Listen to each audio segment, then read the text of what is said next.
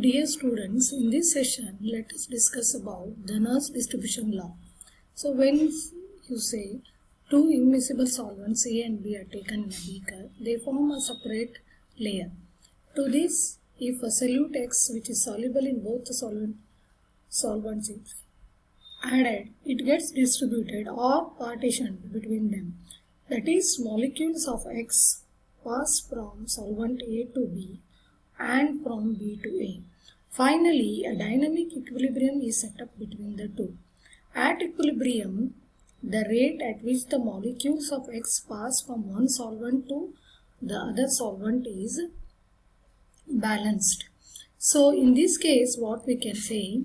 We can say the concentration of X in A, the constant divided by concentration of X in B equal to small a constant.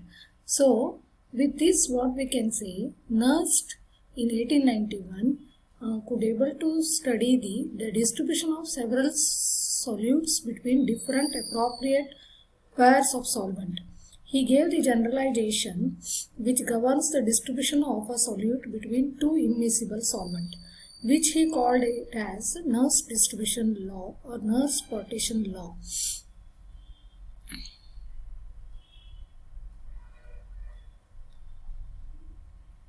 It states that if a solute X distributes itself between two immiscible solvents A and B at constant temperature and X is in the same molecular condition in both the solvent, then it can be taken as concentration of X in A, concentration of X in B equal to K.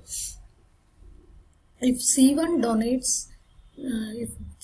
denotes the concentration of solute in solvent A and C2 is the concentration in solvent B, then Nernst distribution law can be expressed as C1 by C2 equal to KD. This constant KD or simply K is called a distribution coefficient or partition coefficient. When a solute is shaken with two immiscible solvents at equilibrium, both the solvents are saturated with the solute. Since the solubility also represents the concentration, the distribution law can also be written as C1 by C2 is equal to S1 by S2, where S1 equal to KD, where S1 and S2 are the solubilities of the solute in two solvents.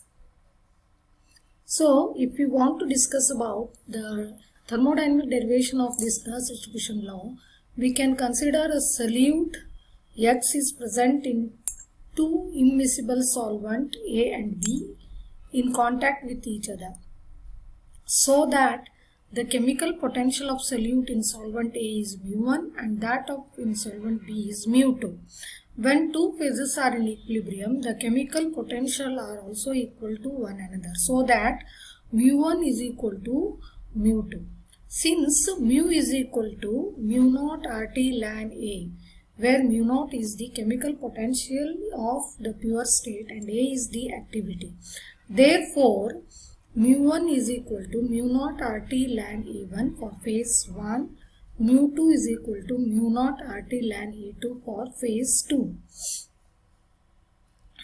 Hence, mu1 plus RT ln A1 is equal to mu naught RT ln A2, which is equal to mu2 minus mu1 is equal to RT ln A1 by A2.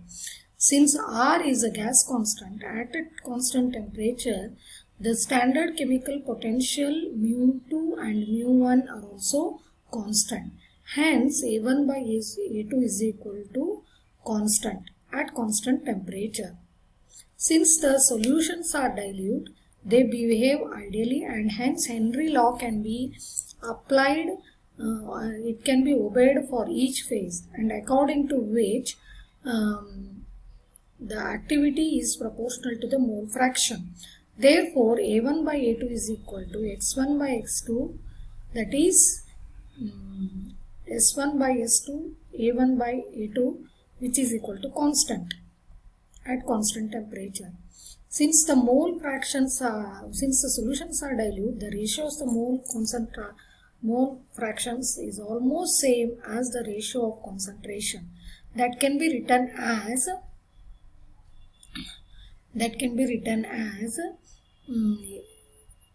S1 by S2 is equal to C1 by C2, which is a constant.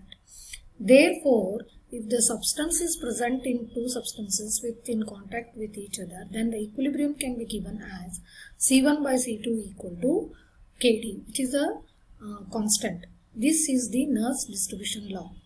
See, there are some limitations for this Nernst distribution law. That is, this law is valid only when the molecular state of the solute remains same in both the solvent. If the solute undergo dissociation or association with any one of the solvent, then in that case the distribution law no longer holds good. Thank you.